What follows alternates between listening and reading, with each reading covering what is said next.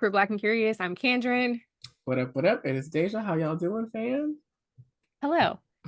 Welcome. If you've never been here before, we do a cross section of pop culture in real life. And today we are coming with a sort of headline newsy pop culture mashup of topics. So, on Gross. today, the day we are recording, not the day you will see this, but the day you are recording,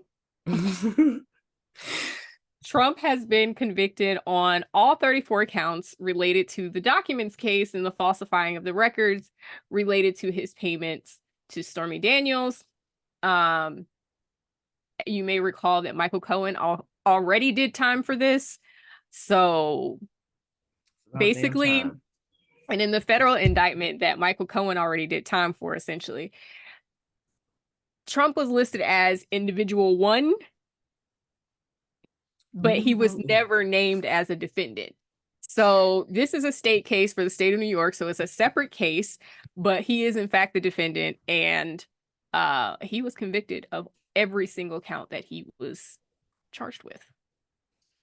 I will say that I saw as I was cruising past the television this afternoon that he was giving his press conference, like, final thoughts, I guess, and was saying that we'll see how this plays out on November 5th, as if to say that if he gets elected into the presidency, that's going to negate his illegalities that he's been now convicted of. I don't understand how that would even work. It's not going to work because he has been convicted in a state court.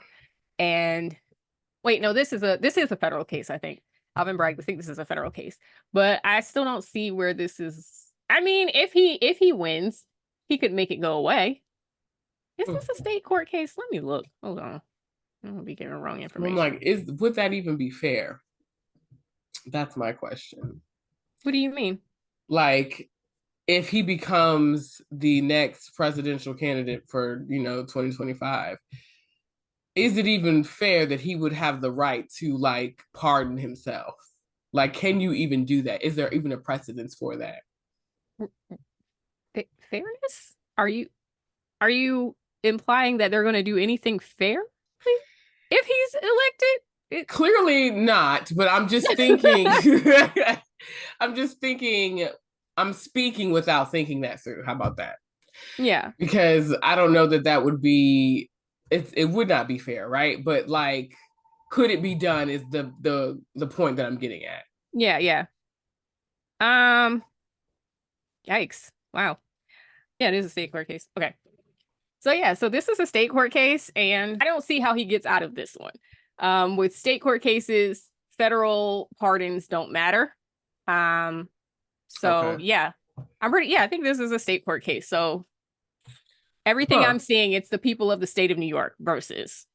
So then that makes me wonder, since you said that federal pardons don't matter in the case of Marilyn Mosby, I think, I don't Well, know that's why if they're others. asking for a federal, that's why they're asking for Biden to pardon her. Like, that's why the petition is for Biden to pardon her because she was convicted of a federal crime. Okay. I could not remember. I remember I said in the last conversation that it was a federal case, Yes. but for some reason my mind is, like, pulling me the opposite way. Full disclosure, y'all, I have been sipping. It's been a day. Yeah. So, you know, this doesn't matter, but we'll see. I guess we're gonna see what the outcome is with what he's sentenced to. He Right. left the court to go talk cash shit about Alvin Bragg, which doesn't seem like a good idea. Given that he's sentencing you to whatever he sentences you to. So yeah. Oh But yeah, man. I think that this is a good thing as far as the mixture of the state courses, the state cases and the federal cases, because again, like on a state level, he can be held accountable. On a federal level, like whoever can just pardon him. And that doesn't fly on state court cases. Well, I'm interested to see how this is going to play out. I find it also interesting that in the midst of all this happening, we also have in the background that Project 2025 Yeah, mess. hold that for 1 second. Oh, go But ahead. if by the time we have a verdict, because again, we're recording this the day of the verdict, if we have a sentence, we will drop it down below in the thing. Otherwise, we'll be back here to talk about it again. Yes. Let's go on. So I think we've briefly made mention of this in previous conversations, but over the last, I'll say, since probably late 2023, I've been hearing a lot about this project Same. 2025. Hmm. And the more I hear about it, and mainly I'm hearing about it on TikTok. At first, it was coming from a lot of conspiracy theorists on TikTok who were talking about this project 2025. And it has since picked up steam to the point that now they're having congressional hearings about this manifesto, essentially, that has Yeah, been in place for like the betterment of what, 40 years? Like they've I been will building this say, thing. yeah, I will say this is something Gets that's me been up. circulating widely in very liberal media worlds. Like I feel like Rachel Maddow has talked about it even before that. Like I feel like she was sounding the alarm long time ago. The MSNBC girlies was like, "Hey y'all, look over here." But I think this is consistent with how how that side does their business, which is to say, we saw how it happened with Roe v. Wade. They just built quietly. The Federal Society was vetting judges Mm-hmm. for Trump, then giving the names, nominating people, giving the names to Trump so that he could elevate those people. And I know for a fact Amy Coney Barrett came out of that. Barrett Yes. came out of that, as well as I'm not sure about the other two, but for sure Amy Coney Barrett came out of that. And they do this. Like they quietly build money, they quietly build a donor network and recruit people into their cause. And then they upend everything, upend all of our progress. And we're seeing it happen. In real Like I said, we've time. already seen it happen with Roe v. Wade, and now we're seeing it happen with this Project 2025 getting a huge platform in recent, in the recent, I would say like last 6 months to a year. So Yeah. basically, if you've never heard of it, you should look it up first of all. But It's like a essentially, 500 some odd page document. it's a manifesto, but essentially the crux of it is basically they want to reshape what the United States looked like, literally making America what it was when none of us had rights other than white men, essentially. So basically, the part of the manifesto is they're going to reshape government to support the executive branch and the president. So right now, especially like with federal jobs and stuff, like it's hard to fire federal employees. Like it's super hard to fire them. You have to jump through a lot of hoops. Like you can't just be mad or not like somebody and fire them. But part of what they want to do is make it easier to fire federal employees and anybody else in that system that's going to get in the way of them making decisions. And that's on anything. That's the Department of Labor. That's the Department of Education, Department of everything. So they want to Agriculture. be able to appoint their own people that are basically not going to fight the agenda. So Mm-hmm. whereas before a lot of people were like, "Oh, there's adults in the room to keep, to keep Trump hamstringed from going toward his worst impulses." And essentially this project 2025 is making it so that doesn't exist. Mm-hmm. And it's going to be again outlawing abortion on a federal level, uh birth control, probably DE&I, anything with any rights other than that belonging to white men are going to get rolled back and in quick order. And I thought this was interesting that you raised this because the last part of the Duggar's Shiny Happy People documentary actually talked about this, where they were saying like their Christian nationalist ideology. The um Heritage something or other group is the main one that wrote this manifesto. But Right. yeah. So basically their goal is to recruit these culturally very conservative people to run for office younger and younger and younger, get Mm-hmm. them in there for a long period of time, same for the judges for a long period of time so that they can affect culture for generations. Yep. So and As roll it has back always been. literally all of the progress that we have made as a country and that people are pressing for. And I'm sure two of the Duggar children have run for Congress. I don't think state Congress, I think, but I'm not sure if either of them won, but two of them definitely ran. And My so God. it's the people that are like that fundamentalist, very strict. women should be seen and not heard, Conservative. Yeah. conservative, you know, people, that sort of thing that they're trying to push to the surface.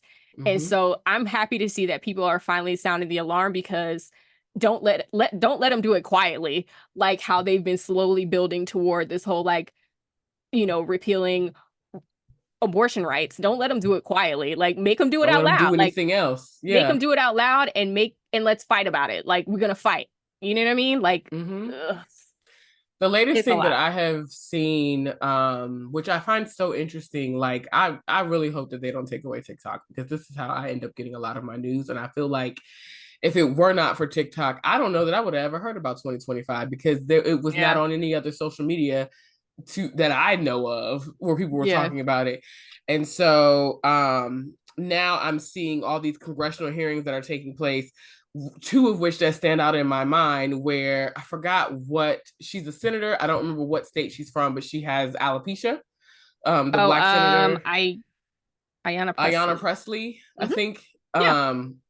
She was like literally running down this like list of manifesto to one of the heritage whomever people, and her other fellow senators, because he was, I want to say he was a senator from another place that I was repping Was it this. Josh Hawley? It might have been, I Because he's cannot one of recall. them. And it's a few of them in there already. That's the other thing that you need to know. It's Yeah, a few of them that's a, already in there. ain't even a few, it's a lot. It's a few of them already in there. So, with this very extreme ideology that's well even past the Tea Parties and the well past what the normal Republican conservative girlies are doing. Like, they way to the that feels like the middle at this point. Like, they way Mm-hmm. far to the left. Agreed. But she was like Right. reading Sorry, to down the all right. the things and asking him, like, are you, is this something that you support? Is this something that you're pushing forward? Is this, and everything that she said, he said yes to. And all these things were like egregious against the American people. Like 100%. basically just tearing down everyone's rights, with the Absolutely. exception of white men, as you've already stated. Um, then That's I why I say we need to saw, rewrite the Constitution, because, girl, period. none of us were Start considered in over. that document, and we've been trying to carve our rights out of that document. And Excuse me, y'all. every time those people get a bit of power, they roll back the little bit that we've carved out. Also, shout out to Clarence Thomas, because Sorry. not him talking about we need to reconsider Brown v. Board. Like, in word, what are you talking Thank you, about? because that's where I was going. Like, girl, It's giving, shout out to my grandparents' era doing this, the brown nosers. it's also giving, like, sir, you are a fool if you think that you never benefited from any form of affirmative action, That given the part, time that you grew you up. came through. So now you done walked through all the doors, you done made it all the way to Supreme Court, and you like close all them holes. Nobody else. Just me. Nobody But else. this is why they say that there are Uncle Tom uh N words amongst us, and he is one of them. He is the In the main one. words of Angela Rye, all skin folk ain't kinfolk. And not to mention his corruption. And we'll quickly let's talk about Alito and his corruption and his flag flying ass. Have you heard about this? No, Girl, but he was one of the. So okay, before you go there, hold on. So there was a another congressional hearing that had a high-ranking Southern pastor. I want to mm, say his name was like Shinnick okay. or something like that. Hmm. And he was talking about how him and a few other religious conservatives, I want to say maybe evangelicals, Yeah. came together with the government, and basically they made a deal with the devil, because what was said to them was that if you want us to push, abortion rights and make sure that we roll Roe v. Wade back and all those other things, then you have to go along with every other thing that we're going to roll through. Yeah. You have to get on the same train. Yeah. And And so, I'm sure that they were not that, and we've been saying this for a long time. Like, Trump was not the ideal vessel, but he was going to go along with everything. So they were just like, well, let him in. yeah, literally, they rode on his Literally. coattails. But basically, in that hearing, he named. I know I remember seeing Alito's name in the list of like people that, because basically what his job was to get different wealthy Southern, couples together to sit with the right people to have these conversations and push their agendas. Yeah. You know what I'm talking about? I there can't was remember a big because it story just on happened. this. I'm gonna see if I can find it in this episode of The Daily where they were talking about how they set up this whole Supreme Court. I can't remember what they called it. This has been like months ago, probably close to a year ago that I listened to this. And this is how I'm assuming they're still having these hearings as to why I saw him. Yeah. Basically, they set up a building across the street to try to make friends with the Supreme Court justices and their spouses. And they set up like fundraisers and all of the things to like get to know them and kind of start to influence them. Yep. And so Alito is a part of that. Thomas is a part of it. It's like, it's wild. It was like 3 or 4 of the justices. Behavior. Yeah. Wild. It's really insane. Wild behavior. So while we're talking about Alito, let's talk about his flags that he's been flying. He flew the American flag upside down at a time where that was in support of the insurrection. Also had a flag, the Appeal to Heaven flag, which is like a pine tree or something, upside down at his vacation house. And this is all about like this religious craziness and super conservative religiosity, essentially. And that's what they're using that flag from. Apparently it was like a very old American flag, like initial very first version of the American flag. So basically they're trying to go all the way back to that. So they done started flying that flag again. And that one is at his vacation house. And what he has said here now is, hey, listen, yes, the flags were at my house. However, yes, I'm racist. It was my wife. Now, I didn't have a clue. It was my wife. Just like Clarence Thomas in the right now. Tea Party wife. Ginny Thomas. Hold it a minute. I want you to be serious. So women aren't smart enough to do anything else, but they're smart enough to take the blame for your foolishness.